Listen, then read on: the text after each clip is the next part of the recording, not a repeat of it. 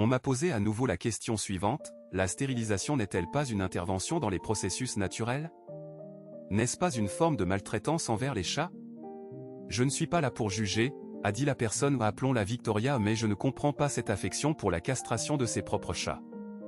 Victoria m'a posé cette question et je vais essayer d'y répondre maintenant, comme des adultes, directement, sans détour.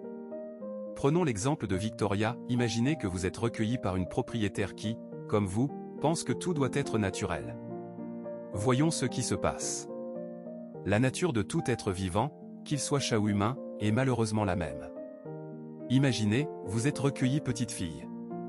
Progressivement, vos hormones se déchaînent. Vous vous souvenez de cette envie de satisfaction, de soulager cette pression hormonale. Mais il y a un problème, vous ne pouvez pas vous satisfaire. 1 mois, 1 an, 3 ans, et vos hormones vous rongent, votre corps grandit. Vous vous souvenez de cette sensation d'être prise au piège? Vous voudriez un compagnon, mais non, vous êtes enfermé dans un appartement, privé de toute satisfaction.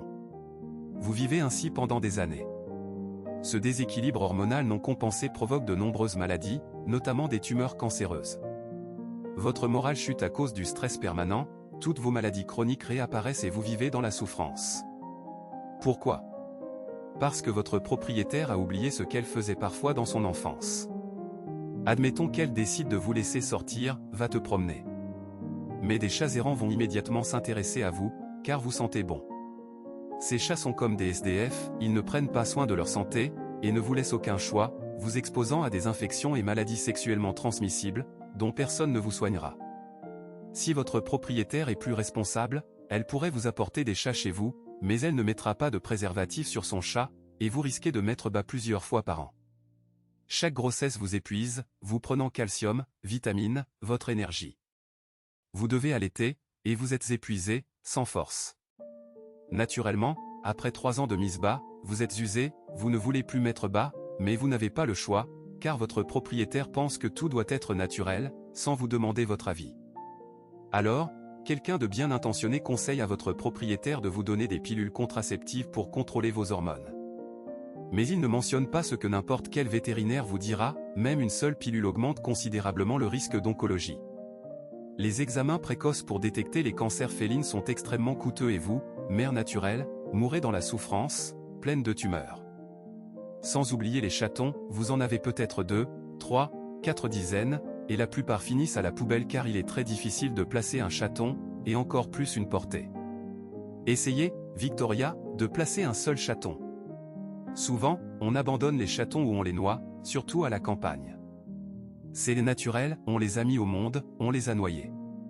Malheureusement, beaucoup de gens, Victoria, sont idiots, non pas par manque d'intelligence, mais parce qu'ils préfèrent affirmer et débattre sur le fait que ce qui est naturel est normal sans s'intéresser aux conséquences.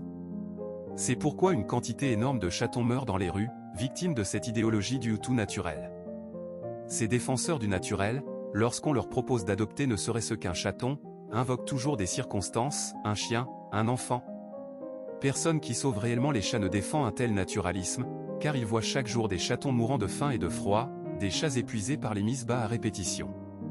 Ces défenseurs du naturel restent chez eux, pensant que tous les chatons qui naissent sont des bébés moelleux.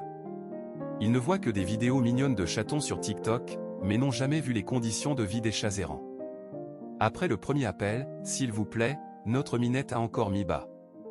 Vous allez vous demander, Victoria, combien de fois vous pouvez supporter cela, et commencer à accoucher chaque année, ou à prendre des pilules contraceptives pour vous convaincre que c'est sans danger. Or, une seule pilule suffit à augmenter le risque d'oncologie. Je m'adresse à vous, Victoria, comme à une femme. J'ai rencontré beaucoup d'hommes qui disent « Mon chat est un mâle, on ne peut pas le castrer ». Mais, si votre mari, ou qui que ce soit, dit que les chats ne doivent pas être castrés, interdisez-lui la masturbation, 1 jour, 2 jours, 1 semaine, 1 mois, toute sa vie.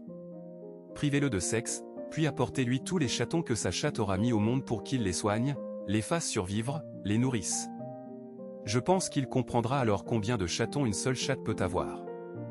Partagez cette information et contactez-nous si vous avez une chatte, des chatons ou un tchat. Nous pourrons vous donner des conseils pour rendre la vie de votre animal beaucoup plus heureuse et plus longue. Bonne chance.